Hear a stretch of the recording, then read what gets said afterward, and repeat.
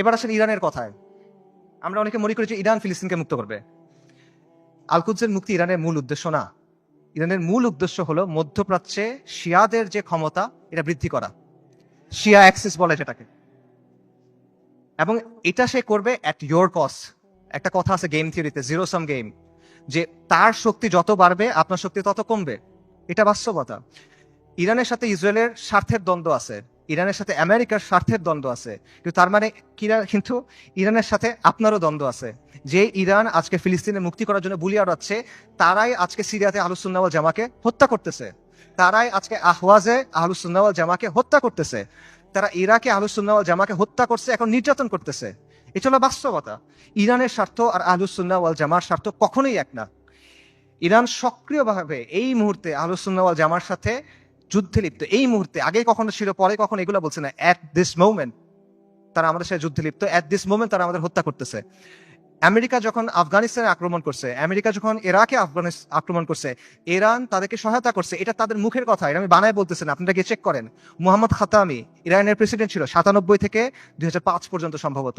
তার একটা বক্তব্য আছে যে তালিবানের বিরুদ্ধে আমরা আমেরিকাকে সাহায্য করছি, স্পষ্ট বক্তব্য আছে তাদের, এগুলো লুকোছাপার কিছু না। এবং সবচেয়ে বড় যে বিষয়টা ইরানের ব্যাপারে সতর্ক হওয়ার সবচেয়ে বড় কারণ হলো যে তাদের সাথে আমাদের আকীদার দ্বন্দ্ব আছে, তাওহীদের ব্যাপারে দ্বন্দ্ব আছে। তারা আল্লাহর উলুহিয়াত, আল্লাহর রুবুবিয়াত, আল্লাহর সিফাতের ব্যাপারে শিরক করে।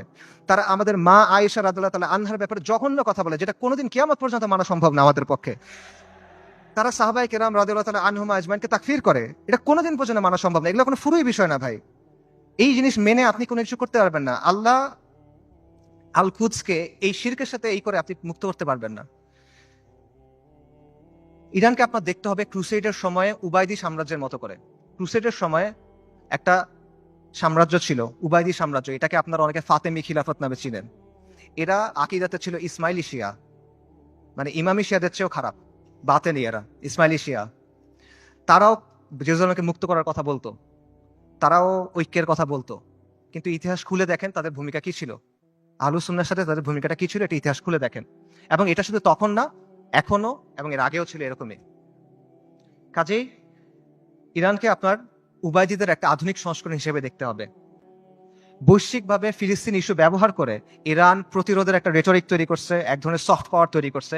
এটা আমরা তৈরি করতে পারি নাই, এগুলো বাস্তবতা। এই ক্রেডিট তাকে আপনি দেন, এই অর্জন স্বীকার করেন, কোনো সমস্যা নাই।